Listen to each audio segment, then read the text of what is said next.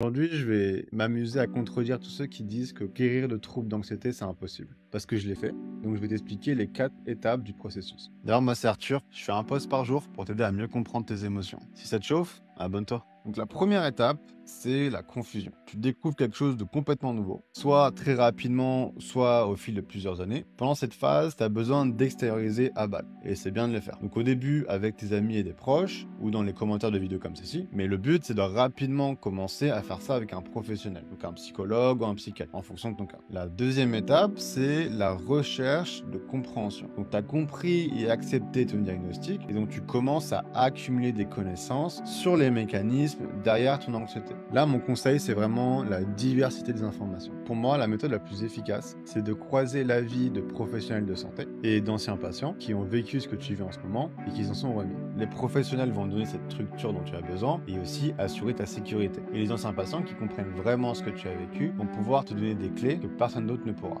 L'étape 3 s'en mêle un peu avec l'étape 2, mais en gros, elle est définie par le fait que tu as accumulé les informations qu'il te faut et maintenant, il faut que tu passes à l'action. Et là, il y a plein de méthodes à ta disposition.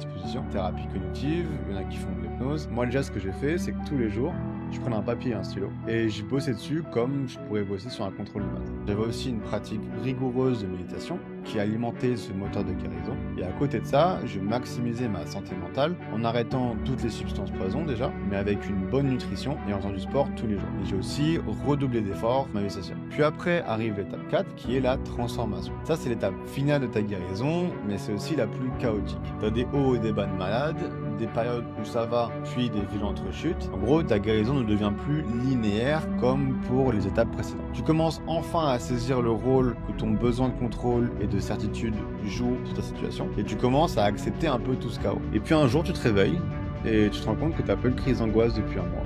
Et tu as cette impression de certitude, paradoxalement, que tu n'en feras plus parce que tu as compris le truc. Donc oui, les troubles d'anxiété, ça se guérit, comme la dépression. Et des milliers de gens l'ont fait avant toi et des millions de gens le feront après toi.